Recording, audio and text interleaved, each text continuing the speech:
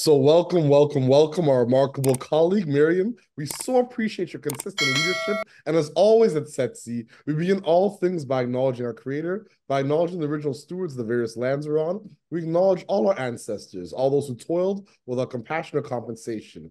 We acknowledge all our elders, the community stalwarts, whose shoulders we stand on as we build, share, and learn together for our collective liberation and sovereignty. So, Maryann, can you please share a little bit about your remarkable work with our colleagues and your background?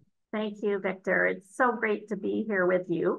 Well, I've worked in the sector for, I think, 37 or 38 years, so a long time. I'm currently the CEO of Peel Children's Aid Foundation, and we're a small foundation that raises funds in the child welfare sector in Peel specifically. And, you know, importantly, like you, I'm a parent. I'm a friend. I'm a lot of things outside of who I am in my job. But my job has been very central to who I am. And this particular role really speaks to me because I think there's so much opportunity to do more in terms of private funding in the child welfare space. So philanthropic funding, social financing, all of the ways that we might raise money are really needed here because it hasn't been really on the radar until recent years. I think people look at it like a hospital. They say, oh, you know, it's government funded, it's government supported. And there's a lot of myths, I'd say, to dispel in the sector around the work that we do. So it's an exciting time to be working in child welfare, and I love every minute of it. I feel truly grateful to have this work. That's incredible. I appreciate your leadership and just supporting some of those vulnerable constituents in our country, children. Yeah. So once again, I Yeah. appreciate your remarkable leadership and look into the future in terms of social finance. So my next question is, what's inspiring you right now? What has you curious, or what's keeping you up at night around this work?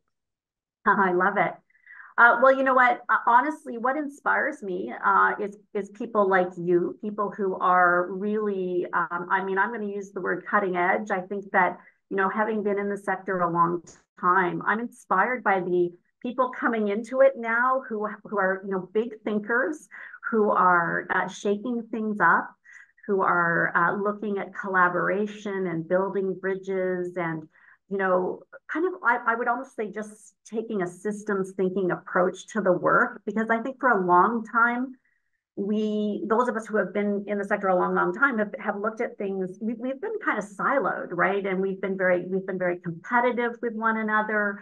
And I really am seeing a sea change in those areas. And that keeps me going every day. I'm really the people I get to meet. I've always said, working in this sector, you meet the best of the best, largely because we work so closely with volunteers and with philanthropists. And that's awesome. You have staff who are deeply committed to the work. So we really do meet the best people. But also, I'm just seeing such a difference in the folks coming into the sector who are like, they're coming here by choice, right? They've made a decision that this is what they want to do, unlike many of us who fell into this work. So that inspires me. That keeps me curious. That keeps me learning and really optimistic about the future. That's beautiful. Thank you so much for all those sentiments, your authenticity, and your candor as always. So my next question is, what challenges and barriers do you and your colleagues face in this work? And what are some of the approaches you're taking to overcome some of these challenges and barriers? Yeah. Well, I think the biggest barrier really is that specifically in the child welfare sector, we're very fragmented. So if I look just at Ontario, there's 20 or so organizations who are raising money in the sector for their local children's aid society or similar organizations. So I think we're quite fragmented, and we have an opportunity if we can share resources and collaborate more closely, overcome our naturally competitive nature, right? Move away from the sort of scarcity mindset that we've had, I think, for far too long, into this idea that there's lots of possibility. There's lots of, there are many philanthropists that are not yet giving in this area. So I think if we can break down those silos, get rid of the competition, I may take a little grief for it because I believe very much, I keep quoting Martin Luther King, and I'll get the words not exactly right, but he said something along the lines of, you don't need to see the end of the staircase to take the first step. And so we have moved forward here in Peel Region to creating a name change. So we will become the Children's Aid Foundation of Ontario. And we are going to build a collaborative. So we're looking for funders who will help us to create a collaborative effort in Ontario for child welfare organizations. And, we took that first step in a way that some could say is not very collaborative. But I think that's part of what you have to do sometimes is if you build it, they will come. But we hope people will opt in. We hope that we can provide some initial successes for the sector that are new and big and shared, right? Just some shared joy in this sector would be an amazing thing. So again, I feel more optimistic than I felt in many, many years about the work that's being done. So I think that helps too. As fundraisers, we're generally optimistic. And sometimes we can be overly optimistic, but I feel that this is a measured level of optimism and deserved for the sector, in spite of all the challenges we have.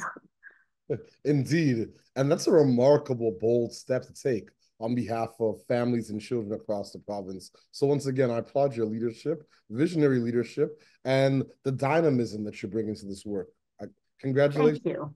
Yeah, thank you. Thank you. I appreciate that. And it's a team, right? There's many of us working here doing this work and believing in this idea of collaboration. I'm one voice, then I'm lucky that I have the opportunity to use it, but there are many, many people working together to make it happen. So, but I appreciate your kind words.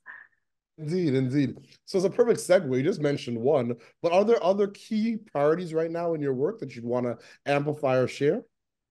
Yeah, it's more sector-wide work. So we're working hard to get the movie Uncharitable seen because we want people, right? We want people to start thinking differently about how charities work. I think we have a real challenge, Victor, in terms of how we've invested or really not invested in staffing employees who dedicate their careers to the sector and end up after 30 or 40 years, they've never worked somewhere where they have a pension plan, or an RRSP, or any of those like very basic things that you get in other organizations. So, and we have a lot of toxicity in our environments, right? I think because we care so much about what we do, sometimes leadership can become toxic as a result. I don't necessarily think it comes from a bad place. Sometimes I think it just comes from caring so much and not necessarily having any kind of leadership training. So I think it's a huge issue. I think we need to invest in our sector.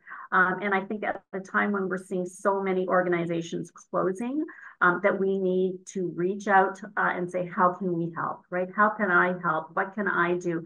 And it can't be this idea that we're doing it so that we get something back. It has to be about, if that organization is closing down, that the population they served, population they worked alongside, who's going to work with those folks now? Who's going to make sure that that gap is filled, right?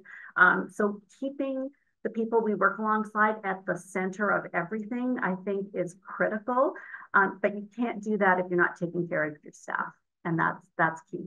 Absolutely. There's so much work and conversation around rest being a form of resistance.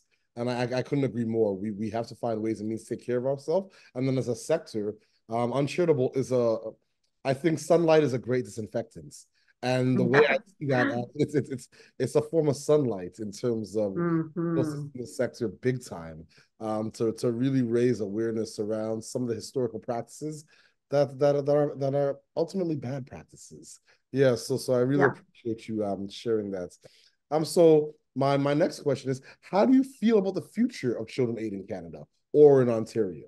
Yeah, I think, well, first off, I think we have an uphill battle to win here around just generally the myths that people have about child welfare. And if I speak just to what's happening here in Peel Region, I think people have an idea that child welfare or a children's aid society is about coming in and taking children out of the home, because historically there has been some truth to that. Certainly child welfare has done some really not good things in terms of Indigenous communities in this country, right? We were part of some really bad decisions and executions over the years. But I think today it's a different landscape. And so, 99% of the work that the Peel Children's Aid Society does happens in the homes of the children and youth that they work alongside. So, that's a really different mindset. A lot of what we fund, so as a foundation, we're funding things that are not funded by government, so innovation. So we're looking at how can we keep children and youth and families, in fact, out of the system altogether, right? How can we help families to be safe, to be nurturing, and all of those pieces? How can we provide childhoods that are, what we expect as, an average Canadian for our kids to be able to do? That should be true for everybody, no matter where you live in this country. You should have equitable access. So we're trying to look at the work through an equity lens instead of looking at it as, here we're out there helping people, right? We don't talk about ourselves, excuse me, as a charity. We don't use words like helping hands. We're really trying to shift everything about what we do so that it's about equity deserving children, youth, and families. And so so that's where we're heading. So I feel as though there's a lot of work to be done. Oh, and you know what? The other myth is people have this myth about what a foster family is, because you never hear the good news stories, right? You hear when something goes wrong, and of course things go wrong, as in any system, right? And those are the stories that are they're terrible and sensationalized. And so the other 90% of the stories, or 98% or 99% of the stories about these hardworking families, caregivers, who are doing something so selfless every single day, right? We don't hear those stories. So, the myths we hold about foster families and adoptive families, I think that's a huge hurdle for us to overcome as well. So yeah, I think there's a lot of work to do, Victor, but I also think that we're on it and we're going to do it. And I'm just honestly incredibly grateful to be able to be a part of it every day. I'm grateful for this job and this work. Indeed. It's remarkable. So my second last question, what is your ultimate goal, and what does success look like and feel like to you and your colleagues? Ultimate, wow. I don't think in terms of ultimate so much. I probably think about, in the next few years, success would look like we will see that we're having a greater impact with more children, more youth, more families. More families are being kept out of the system, and that it won't matter, at least here, I'm thinking in terms of Ontario, it won't matter where you're born in this province, but you'll receive the same level of opportunity, care, and it won't matter how much your family earns. You'll get the same opportunities as everybody else. That's ultimate to me, is some measure of equity in the world. That's what I'd like to see. And I think that every single person around this table in my office would agree with that's what we want to see. We want to see things. I sometimes I hear myself and I think, oh my gosh, I sound like an 18-year-old like beauty pageant participant. I just want the world to be better, right? I just want a nicer place. But it honestly is about creating more equity, and it's got to be the focus of every single organization, everybody, everywhere, or we are never going to get there. And that's again why I'm so thrilled when I meet young people in this sector who see the work that way, right? They see it coming in that way. I didn't, but I do now, and they do, and they're at the beginning of their careers, and that is mind blowing. I love it. I love it as well. So my last question, do you have any closing thoughts or calls to action for our listeners and our viewers? I think be kind, be collaborative, be inclusive, and maybe be open to this idea that, the only way we're going to move forward is if we let people mess up, right? Give people permission to fail in the pursuit of excellence, right? I mean, we're going to make mistakes as we try to change the world. And I think I think that we need to move away from such a polarized place where we're afraid to speak about certain things or talk about certain things for fear of saying the wrong thing, to a place where we're open to hearing a poorly said phrase or a poorly written, social media post in a way that is compassionate and kind and caring and inclusive and says, here, you know what, I might have thought of it like this. So that we all learn, because if we're not all learning and continuously learning, we're not going to make the kind of progress that we'd like to make. I couldn't agree more. Maryann, thank you so much for your leadership, your authenticity, your solidarity, and always showing up when we call on you.